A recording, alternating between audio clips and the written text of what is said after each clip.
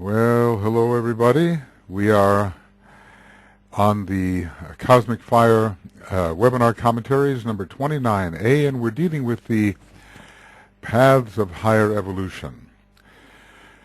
We have completed our discussion of 5 of the paths. There are 2 more to go, and actually there are 9, but of 8 and 9 which are recently added. DK let us know. In the 1940s, nothing is said. So, but I do think that there is a connection between them and the 2 parents of the Pleiades, which are known as Atlas the father and Pleione or Pleione the mother, and that each one of the other paths is somehow connected with the 7 other Pleiades. I wonder if I can remember what they are. Alcyone, Maya, Merope, Asterope, Electra, Seleno, Taigete. And the Asterope and Sterope are a double. I'm connecting them at the moment with the 4th ray, but we shall see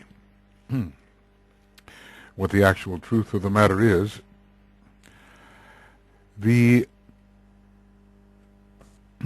beginning with initiation, human, and solar, and we're beginning to discuss paths that are of great elevation. We're told that on the path of the Solar Logoi there are not so many traveling monads, but since and I think we're told something similar for the path of absolute sonship, but when you think that the path of magnetic work leads directly to the path of absolute sonship, and that many go on the path of magnetic work, then you would wonder how it is that there would be not more traveling on the path of absolute sonship, unless, of course,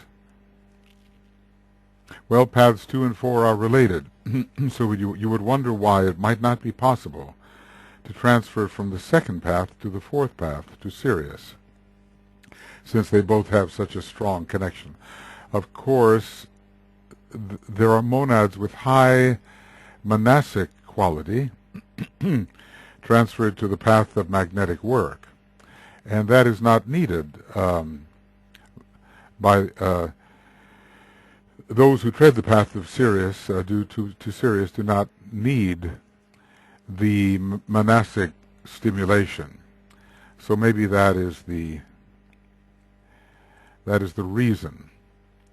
But if some of them are not shunted off to the path to Sirius or some other path, then it seems that a great number would tread the way to the path of absolute sonship. And we're I think we're told that there are many, or at least it's implied that there are many who tread the path of magnetic work. Well, all of the interchanges between the paths are not something that we can get a handle on at this time. We've been told that the 1st path connects with the 6th, that the 2nd with the 7th, the 3rd with the 5th, but at the time we were told that the 3rd path of the planetary logoi moves to the 5th. We were not told that there is a reciprocity by which the 5th can move to the 3rd. And then in that particular sequence, the 4th path was left by itself. So there were finally 4 paths rather than 7. DK said he could not tell us the time at which the 4 did appear, although it might be sometime, I would suppose, in the progress of our solar logos, at some point in his progress during the solar system. Now, we were also told about relationships between the paths, that 1 and 7 were related. Those on path 1 of Earth service fight their way onto path number 6, but in terms of the relationship, 1 and 7 are related. 2 and 4 are related. Naturally enough, 3 and 5, so 1 and 7 was the deviation. And this is leaving path 6 by itself in that particular listing. And path 6 is exactly the path we're going to study, however superficially that may be, at this time. So this is the path the Logos himself is on, and I sometimes call it, the path of the Solar Logoi. Now, maybe other Solar Logoi are directed differently, but it seems they go to the cosmic Buddhic plane. Path of the Solar Logoi. So we're going to have to check this as to why it might not be the case. Oh, everything seems to be in order. Maybe path of the planetary Logoi. Yeah, that's good. Okay. So this might be path of the Solar Logos. There we go, Solar Logoi. All right. So what little he can tell us about this path, we will do our best to understand. We have seen how difficult it can be to understand some of these archaic stanzas.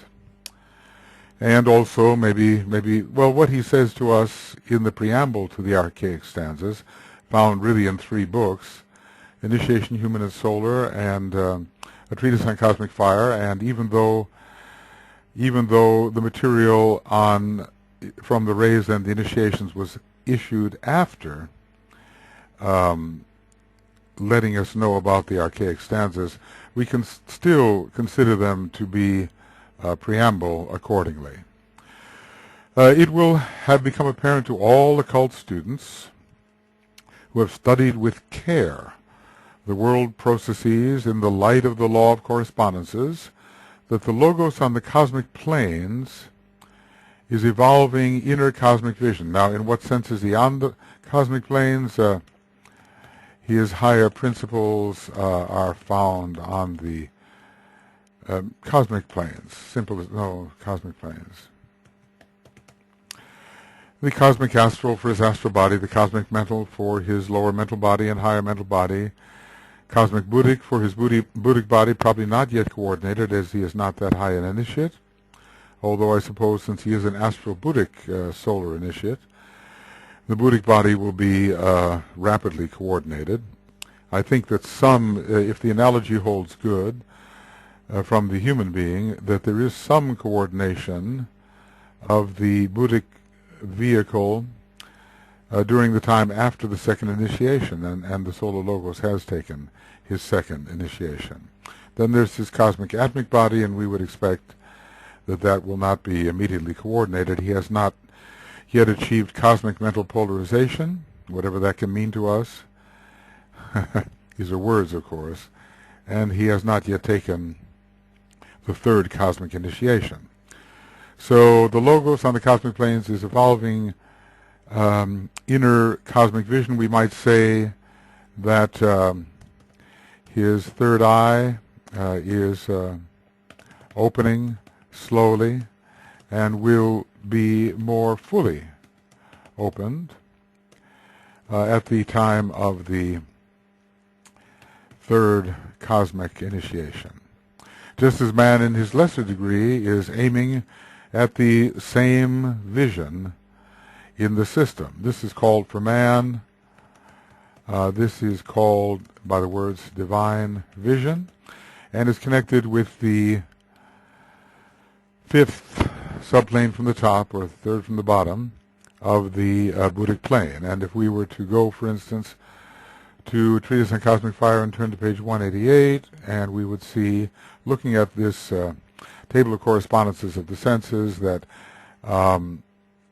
divine vision is found here on the Buddhic plane, following comprehension, healing, and, yes, following those two, leading to intuition. Because, in other words, let's just say vision is not revelation. Or vision, let's just say, vision precedes revelation. This might be called the development of the cosmic third eye. It's always nice if an idea comes to you which is confirmed shortly. But you never know about cryptomnesia. I think they call it, you've read something, you don't know you've read it, or you don't remember you've read it, and suddenly it comes to you as if it's your own idea, when in fact you have read it. This might be called the development of the cosmic third eye. In the physical plane structure of the eye lies hid the secret, and in its study may come some revelation of the mystery.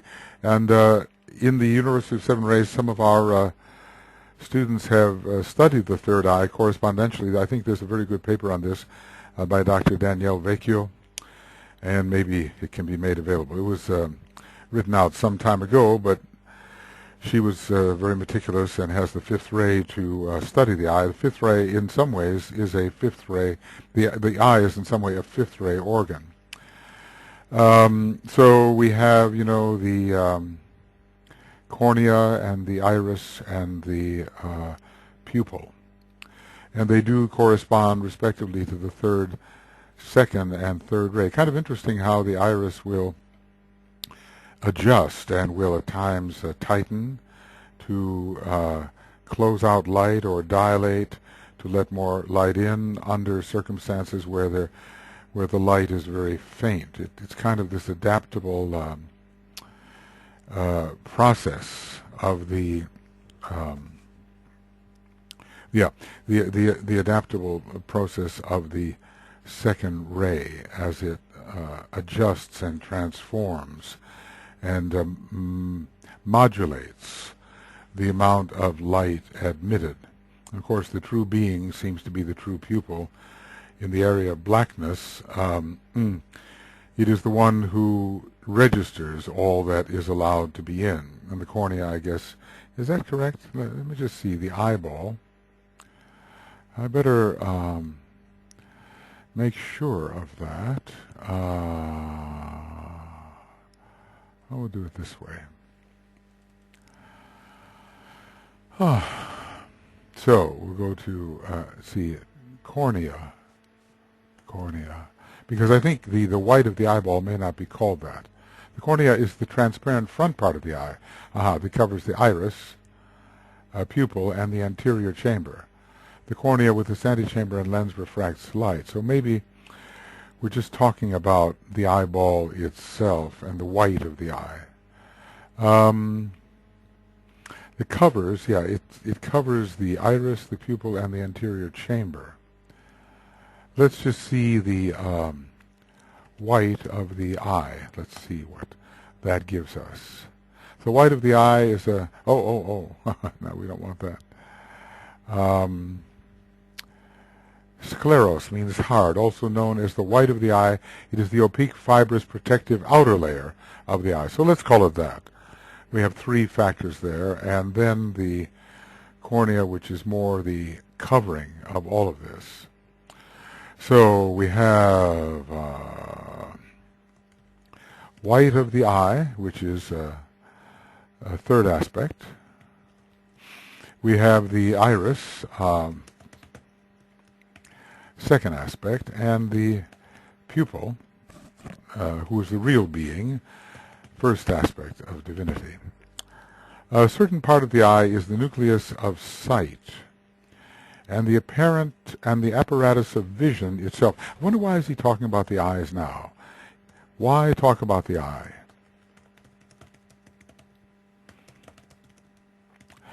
Is it because every Solar Logos is really an eye in some way? All right, a certain part of the eye is the nucleus of sight and the apparatus of vision itself. The remainder of the eye acts as a protecting shell, and I suppose this is the... we looked up the white of the eye, and now if we were to look up the cornea again, cornea, from Wikipedia,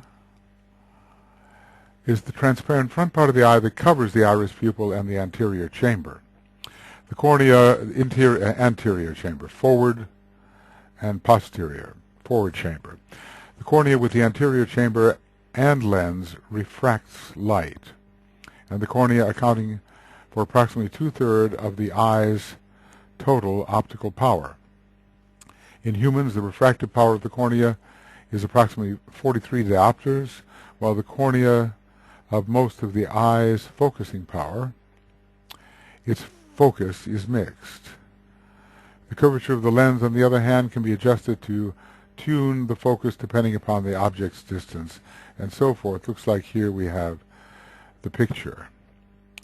Okay, here's the eyeball, here's the lens, here's the protective cornea, and so forth. One wants to sort of copy the image. And let's see if we can put it in here. All right, there it is. So we have and the pupil of the eye is not shown here, perhaps, maybe a little bit here. And an outer covering here, the sclera, but the cornea is, as I say, transparent. Yes, okay. And then the white of the eye, the pupil and the iris. So a certain part of the eye is the nucleus of sight, and the apparatus of vision itself. And both parts are required, and neither can exist without the other. So in this greater case, only the analogy exists. So it is in this greater case, I suppose it means. Only analogy exists on such high levels that words can only blur and dim the truth. So the nucleus of sight, I suppose the optic nerve is involved. Certain of the sons of men, a nucleus, again, you see, I suppose he's telling us something about their position, who reached a very high initiation in the previous solar system, formed an esoteric group around the Logos when he decided for further progress. Okay, well, there is, oops, not that, no. Okay. Let's take a look. There are some very abstruse things here, said here, and we can see what we can learn. There is a group surrounding the Solar Logos. There is a group which I have called the Solar Kumaras. And they are the correspondences, they are the three persons of the Logoic Trinity, and the correspondences to the three esoteric Buddhas of activity on the planetary level. But these are sons of men who have reached this high initiation in a previous solar system, and these other beings of whom I'm speaking of could never have reached their status in the previous solar system. They certainly, no son of man could have ever reached the status at which they are now. In consequence, he formed a system, cosmic desire for incarnation driving him on. This esoteric group remains with the Logos on the atomic or first plane of the system. Okay, so in other words, on the Logoic plane, where presumably his etheric head center, etheric anyway, head center can be found. On the first plane, or the first plane of the system, on the subjective side, and it corresponds in an occult sense to the pupil of the eye, which is that which registers impact, and through which the light is allowed by the iris. The real home of these great entities is upon the cosmic Buddhic plane. Oh, that's extraordinary. And yet they have expression on the atomic level of the cosmic physical plane. Now, the cosmic Buddhic plane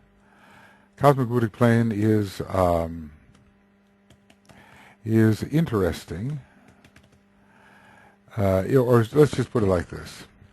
It is interesting that the cosmic Buddhic plane is mentioned here as that is the destination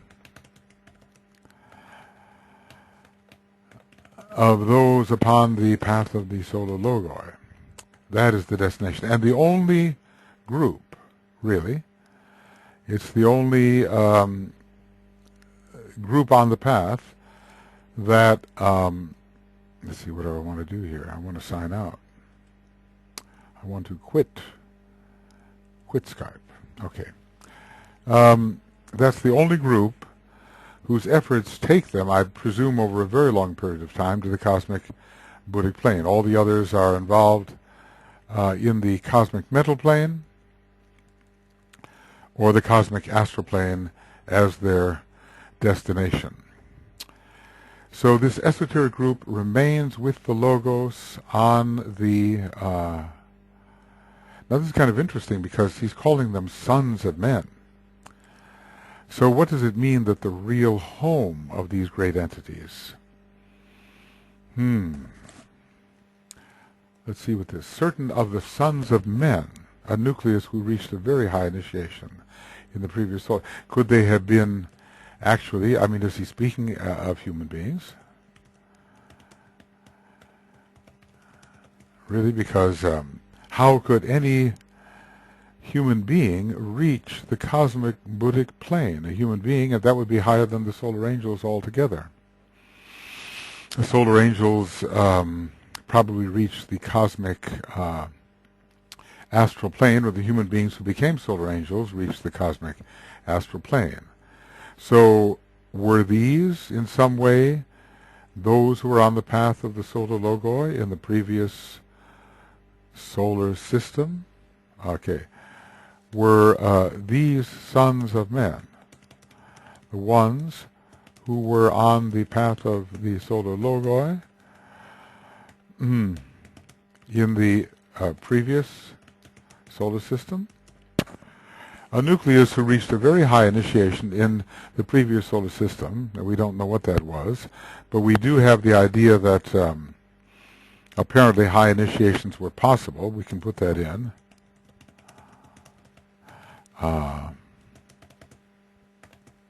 Were possible in the previous solar system, formed an esoteric group around the Logos when he decided upon further progress.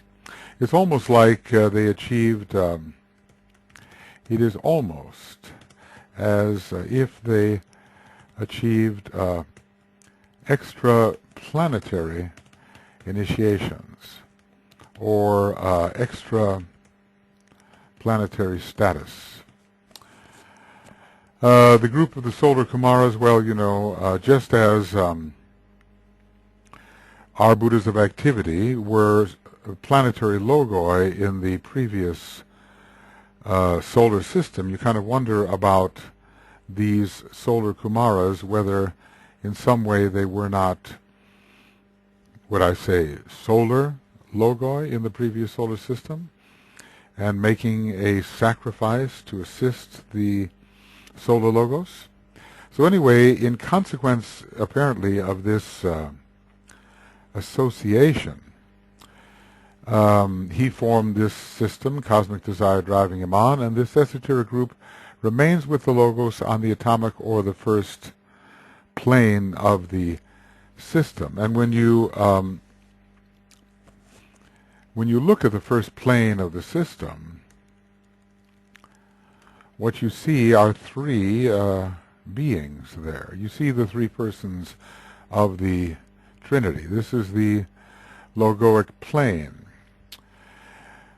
So the question is, how high an initiation did they reach, and what did they become? We might ask ourselves, on what path did they journey? On what cosmic path? Okay, it'll be cosmic. Did they journey? Because anyway, they have now an association with the Solar Logos in this next solar system. So this esoteric group remains with the logos on the atomic or first plane of the system, on the subjective inner side, and I suppose we could say that the logoic plane certainly is subjective and inner, at least in cosmic physical terms, and it corresponds in an occult sense to the pupil of the eye. And it, this group, corresponds to the pupil of the eye. And we could say, we could look here maybe, and we could say something like this, function of the pupil of the eye. Let's see, pupil of the eye. Let's see what happens. In optical terms, the anatomical pupil is the eye's aperture, and the iris is the, what is it? And the iris of the eye, and it is the iris of the eye. The pupil is a hole located in the center of the iris of the eye and allows light to enter the retina. It appears black because light rays entering the pupil are either absorbed by the tissues inside the eye directly or absorbed after diffuse reflections within the eye that mostly miss exciting the narrow pupil. In humans, the pupil is round, and that is significant. But in other species, such as some cats, they have a vertical slit pupil. Goats have horizontally oriental pupils, and some catfish have annular types, I suppose ring types. In optical terms, the anatomical pupil is the eye's aperture, and the iris is the aperture stop. The image of the pupil is, as seen from outside the eye, is the entrance pupil, which does not exactly correspond to the location and size of the physical pupil because it is magnified by the cornea, which is that transparent lens. On the inner edge lies a prominent structure to the collarette, making the junction of the embryonic pupillary membrane covering the embryonic pupil. Okay, well, I guess really we need to study this.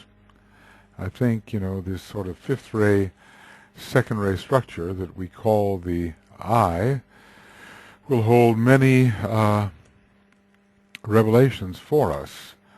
All right, I'm going to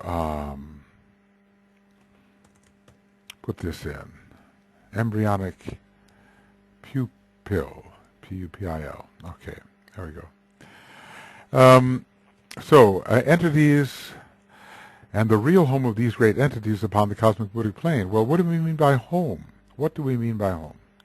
And I just have to ask that because the word home is interesting. And let's just see. The real home of these entities. Okay, so what do we mean by home? Now we're told that Venus is the home of the planetary logos of the sixth ray, that Uranus is the home of electric fire, and when the word home is used, we might tend to think, well, we have to deal with the monad. Now, what I did say earlier was that different types of monads may have their home on the monadic plane of the cosmic planes. So, what if the word home means the location of the monad? For modern man, it is the monadic plane of the cosmic physical plane. But what if there are beings of so high a nature who were yet sons of men in the previous solar system, who worked their monad to the point where its home became the cosmic physical plane, the cosmic Buddhic plane.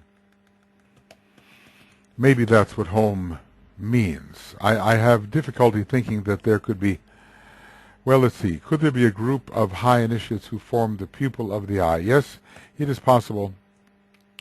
The pupil of the eye for the Solar Logos. This group would only be a functional pupil of the eye in a much vaster being, the Solar Logos. Yeah.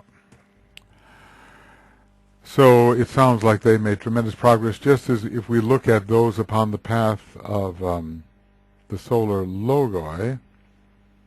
Well, it's going to take a long time to get there, but eventually their focus will be on the cosmic Buddhic plane. We are shown that. I think maybe you remember, but I'll try to see if I can find this. Sirius cosmic astral plane. Well, there's only going to be a few of these, so we should be able to find it. Oh, there it is. There it is, page 399. The path of Earth service leads to the cosmic astral plane. Ah, how interesting. But it leads first to the cosmic astral plane, and only then to other planes, and finally onto the cosmic mental plane. But what's interesting here is to see that when certain paths lead to the cosmic mental plane, they may in fact have a temporary focus on the cosmic, let me say that again. If they lead to the cosmic mental plane, they may find a temporary focus on the cosmic astral plane. Magnetic work leads to the cosmic astral plane, but thence to the cosmic mental plane. And the path of Earth service leads to the cosmic Buddhic plane after the cosmic astral plane, apparently. Does it stop on the cosmic mental? We don't know. But they fight their way onto the path of the Solar Logoi. And that path leads to the cosmic Buddhic plane. The path for training for planetary Logoi leads to the higher levels of the cosmic mental plane, and I believe that is significant because it kind of suggests that maybe some of the lower levels are the target or the destination of some others of these paths. The ray path leads to the path to Sirius cosmic astral plane, even though Sirius itself is on the cosmic mental plane. The ray path to the cosmic mental plane, it doesn't say to the higher levels of. The path of the Logos to the cosmic Buddhic plane, and that's what we're dealing with now. On the path of absolute sonship to the cosmic mental plane. Okay, so we're dealing with the idea of the eye, and what might be the cosmic function of the eye, and what might be the relationship of the Solar Logos to the eye, and we have to ask ourselves here. Okay. Here we go. So does the eye have a special function on this sixth path? Okay, a special function.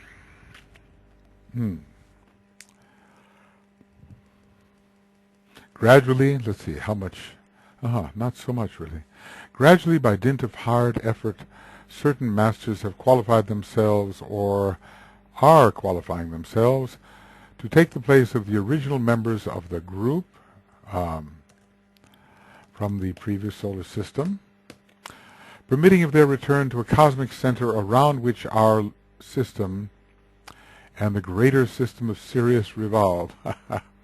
Oh, I have to, to me, this seems to me to be the Pleiades.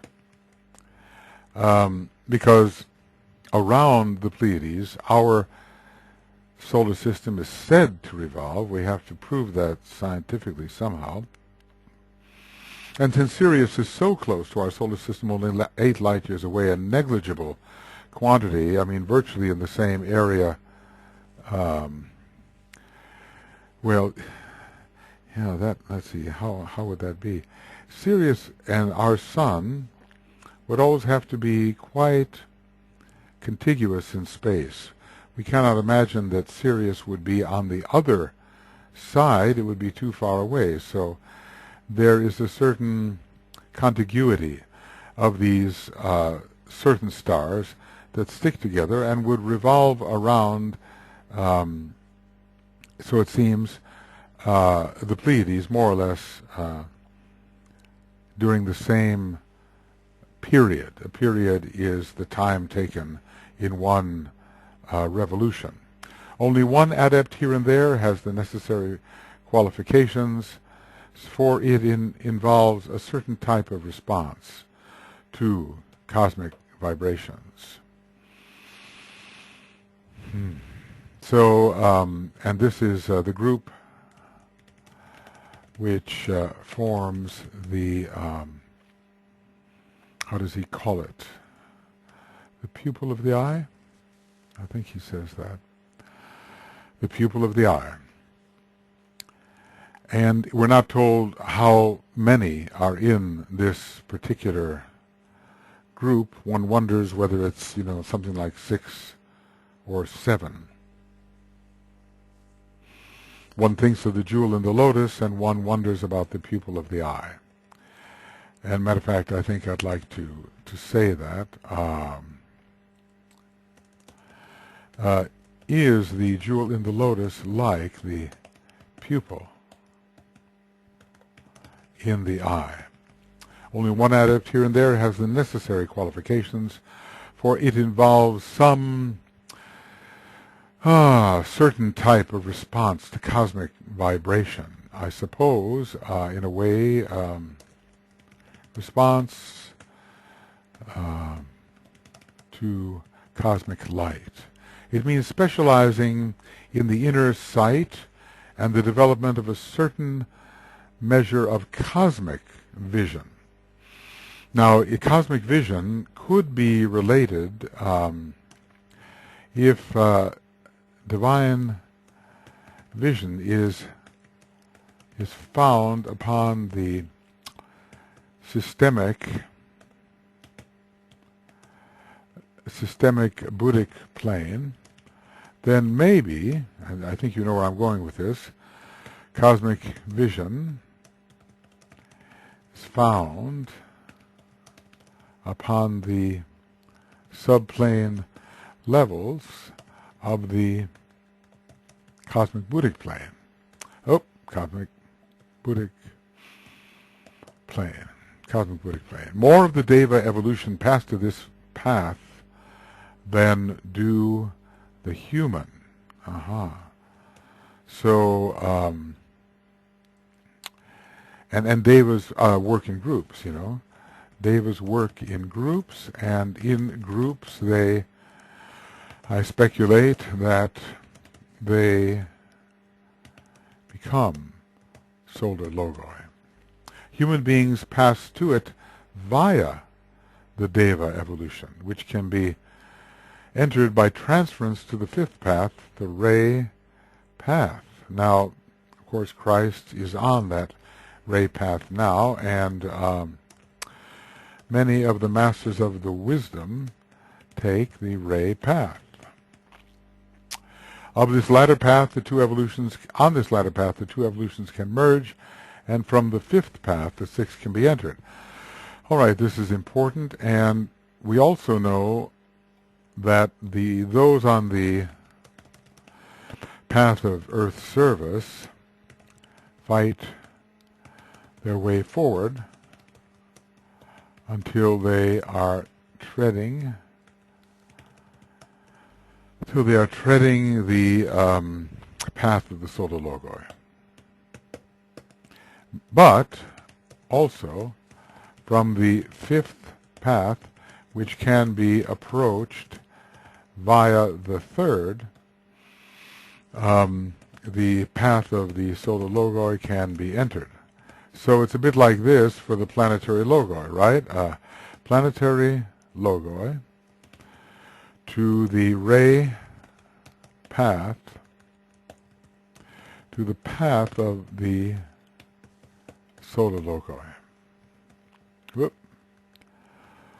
path of the Solar Logoi. Yeah, there we go. Well, one day we'll have to draw out these different means of transfer. I wondered whether it makes sense to think that the planetary logoi who are being trained by a solar logos might be able to go directly from the third to the sixth path, as the numbers are so numerically resonant. But we're being told, at least, that there is a stopover, as it were, onto the fifth path, or the ray path, for those planetary logoi who are going to become solar logoi. So more devas of high degree become solar logoi and grand heavenly men, as it were. So let's put that down. Devas of high degree can become solar logoi. And this we have to bear in mind for the destiny of the devas. And so the Christ is on the ray path now. One possibility, of course, would be that he could transfer to the path of planetary logoi, or he could maybe go directly to the path of the solar logoi, or from the ray path, or he could go to Sirius. We could say this, that from the ray path, it must be possible to go to Sirius, because the Christ is now on the ray path, or will be taking it shortly, and intends to move into the sphere of influence of Sirius. This is what the Tibetan tells us, that no matter where his cosmic travels may take him, it is to Sirius that he will go. As a matter of fact, I suppose let's take a look at the exact warning. Christ, no matter where, Sirius. Oh no, there must be. Well, let's see. No matter where, Sirius. Or to what? No matter to what. Christ, Sirius. Where? No matter. Okay. So we'll get out of from Bethlehem to Calvary, because we know that she did not work on that. And it'll be later.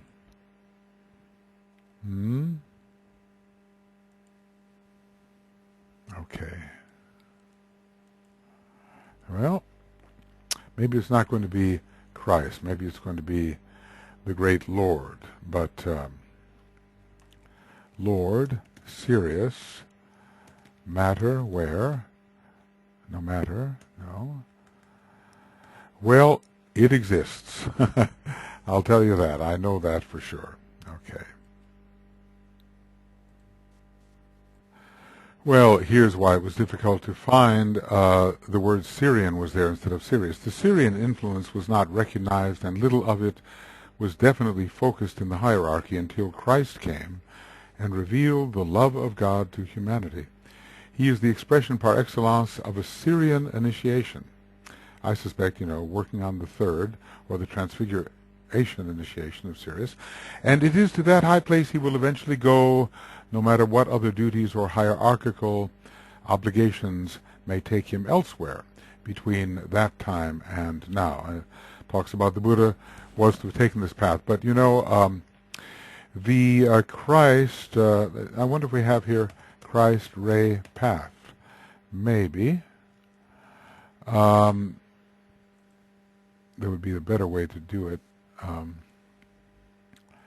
But I think okay, probationary path.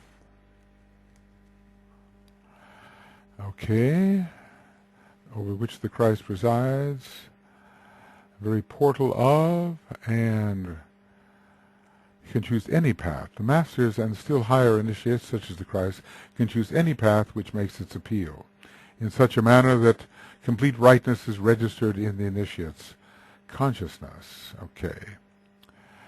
Okay. And here we have that interesting statement.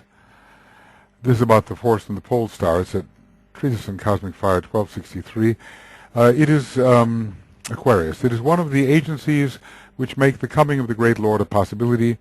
He is himself upon the fifth path. There it is. Just as the Manu is upon the third, and hence the close link between these two paths for those on the fifth path can pass to the third and vice versa.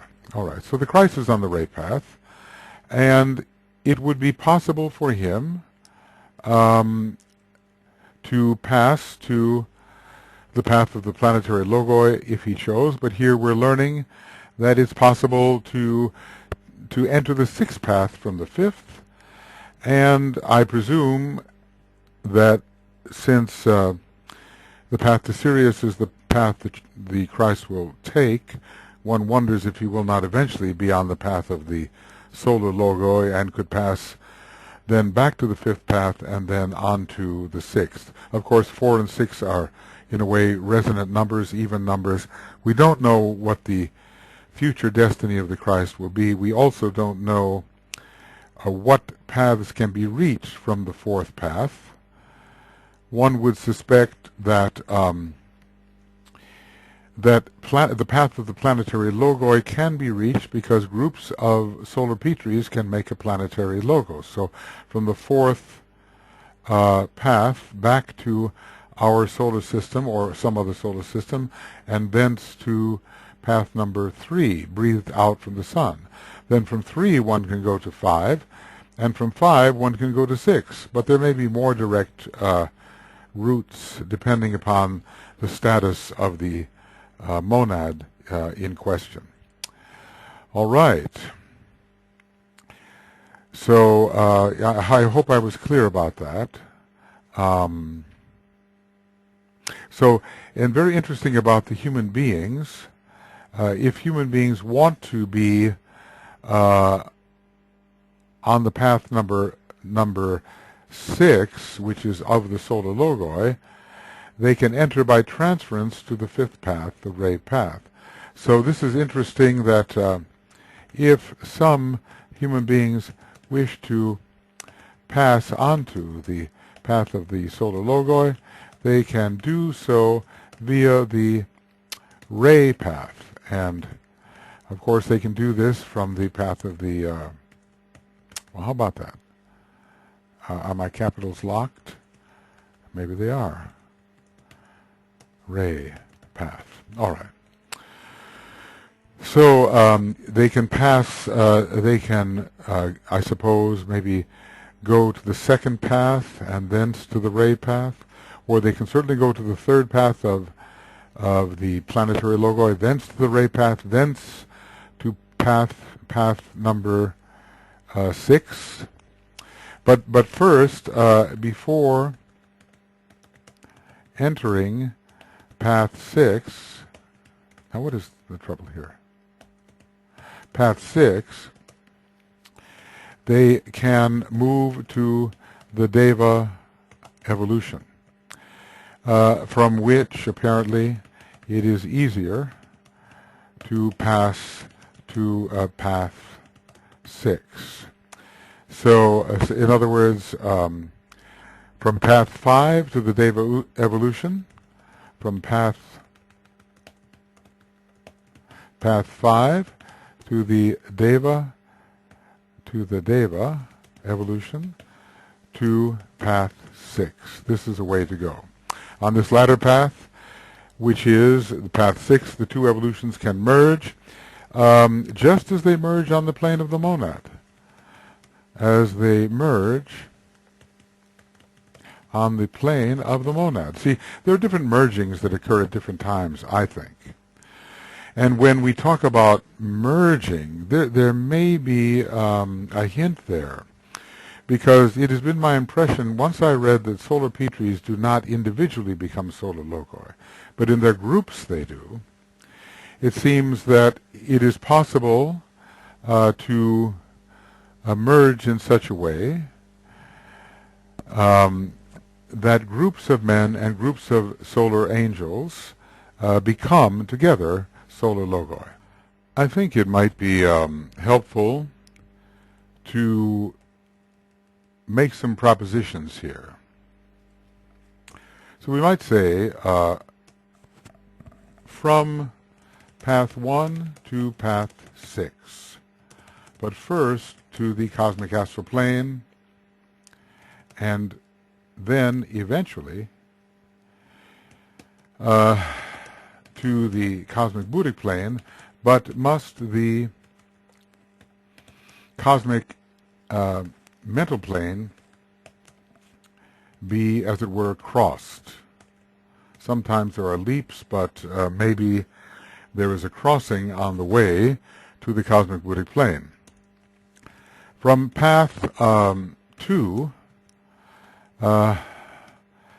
definitely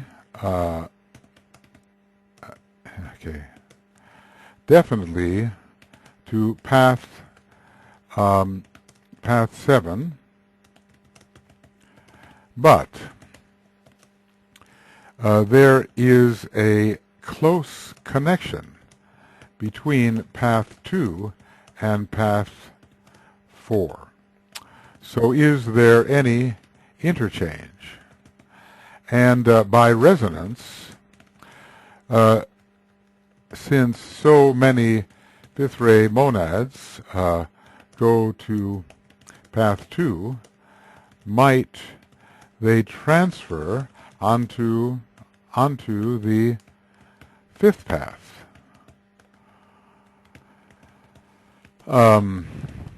Which is the ray path, and from thence to the Deva evolution, or to the path of planetary logoi, path of planetary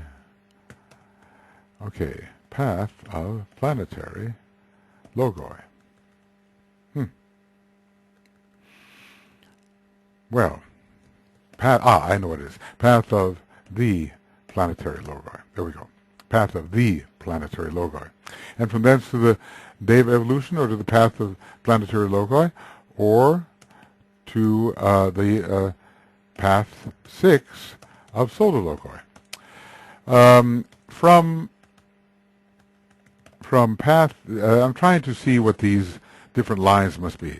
From path 3 of planetary logoi, it is possible to move to path 5. But from path 5, one can enter the Deva evolution and become a solar logos. Okay.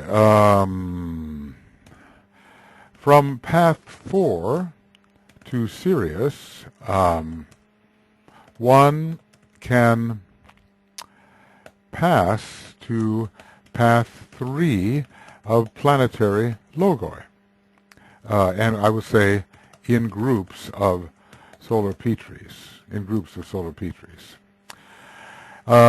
from path 3, one can also pass to,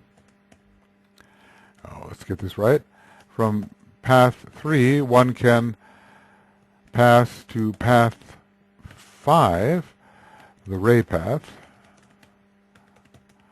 and enter the Deva evolution, and pass to the path of the solar logoi. Now, path of solar logoi. Okay, there's got to be a way to do that. And I'm not sure exactly what that is, but let's take a look here. Path of the solar logoi. Okay. Yeah, so this is the path of the solar logoi. So from path 4, we can reach the path of the solar logoi. We do not know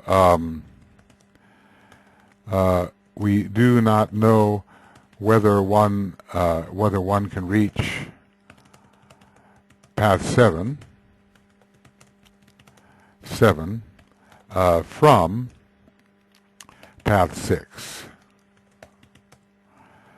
Okay, so the Syrian path then gives quite some opportunity either to reach, to become the planetary logoi, or to enter onto the ray path, or to enter onto the Davic path, and there's probably, once having been to Sirius, there's quite a Davic connection, and thence onto the solar logoi. That's also possible. Now, there must be some lines that will take us to absolute sonship, and I wonder, coming up here, from path 5 to path, there we go, to path 3 of planetary logoi.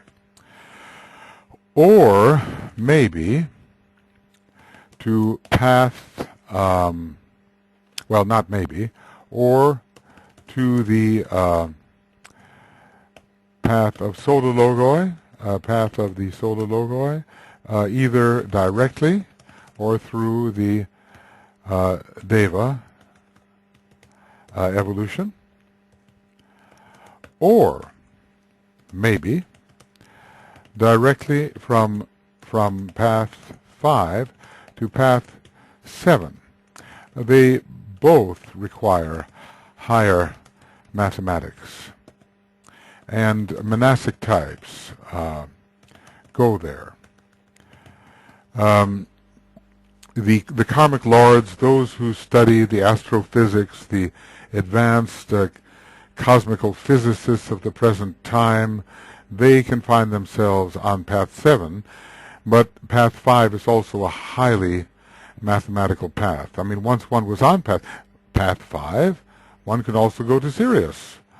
Once on path 5, it is also, possible to go onto path 4. One would not think so, but the Christ is doing so, or will do so, we are told. He will eventually go to Sirius, no matter what other duties may claim his attention in other places. From path 6, who knows? From path 7, who knows?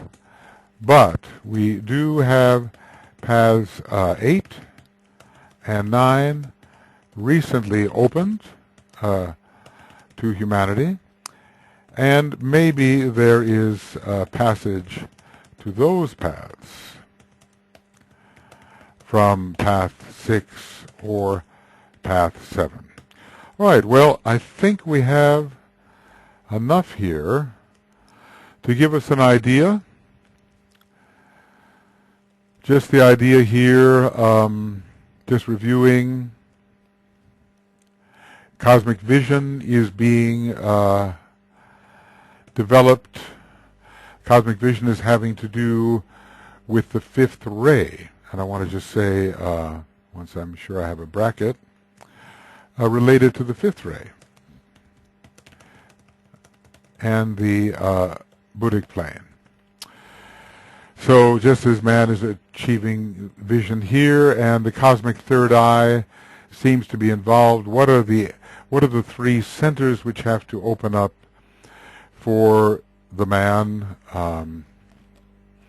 Well, what three centers open up for the monad, we might say, as he treads this path on which cosmic vision is developed. DK is hesitant here to get too much into it because on the higher levels, or in relation to the higher levels, the words only blur the truths. Certain of the sons of men took a very high initiation in the previous solar system and now serve the Solar Logos as the pupil of his eye. This esoteric group remains with the Logos on the first plane of the system, the logoic plane, and it corresponds in the occult sense to the pupil of the eye. Just, okay. The real home, and I'm wondering, is it a monadic home? Because don't forget that as you start to tread paths from various solar systems, your monad goes onto other planes. And of course, there is a cosmic Buddhic aspect as well to our Solar Logos. Did certain of these entities transfer the position of their monad onto the cosmic Buddhic plane? That's our question. Okay. Here's a bit about the pupil of the eye, etc. Buddhi is a type of sight, you know. The Buddhi is a type of intuitive, let's try that. No, intuitive. INTV. I think I'm going to write that in. INTV. And we'll call that intuitive. And that would be good. So Buddhi is a kind of intuitive sight. And think of the cosmic Buddhic plane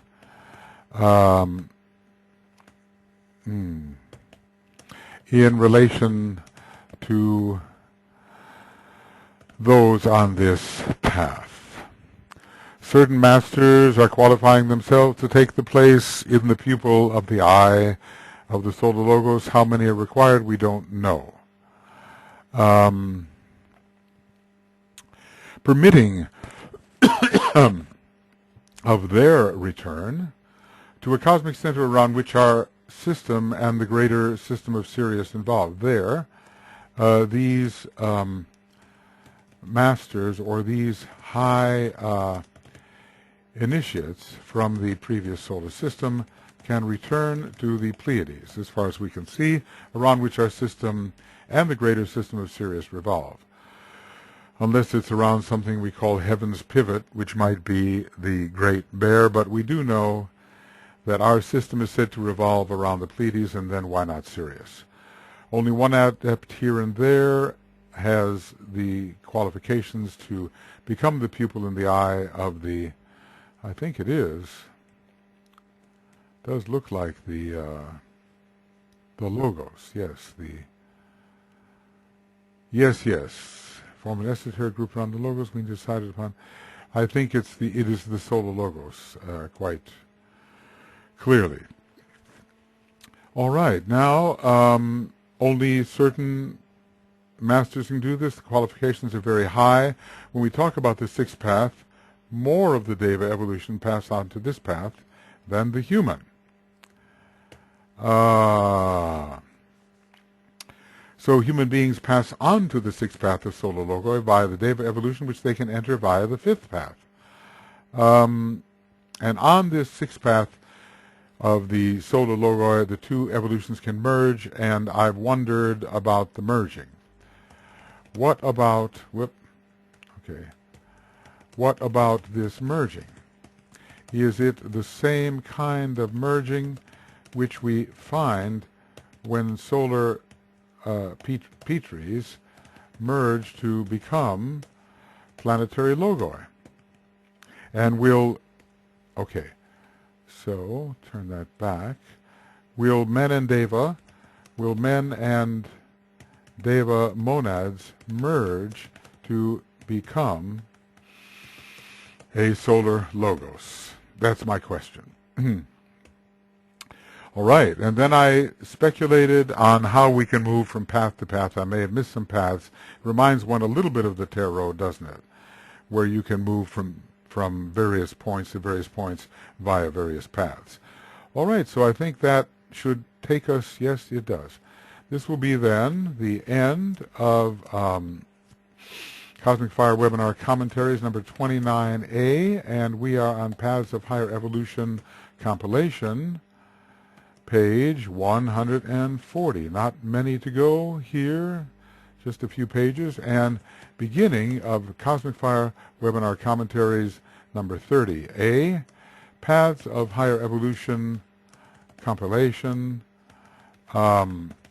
page 140 in that compilation. Okay, friends, well, I knew it would go deep here, but at least this is the whole idea of vision in relation to these great sunflowers or solar logoi. I wonder what place they actually occupy, a kind of a second aspect place in general, regardless of what may be the ray of the particular solar logos. They are so connected with light, you know. The solar logoi are so connected with light that we are not surprised to see that those on path 6 must develop cosmic vision and I suppose responsiveness to cosmic light. After all, the sun is in reality a great eye, and the symbolism has been with us for ages. Ages. Even the sun is called the eye of Jupiter, considering Jupiter the great god. So we cannot separate the idea of the sun from the eye, and hence cosmic vision is one of those cities which we will develop. And let's just say the plane of Buddhi is the plane of vision for man. Vision becomes revelation on that plane. And thus it is on the cosmic planes for the grand heavenly man, the solar logos, and other solar logoi. All right, that ought to be enough, get us thinking, and now we'll be ready to enter a more difficult presentation of this subject, because he only presented so much in Initiation Human and Solar, and then when he got to the other, well, of course he's very limited to what he can present, but you can imagine that it will be still more occult than what we have received so far. Okay, we'll see you when we get into number 30. All right, take care, and bye-bye.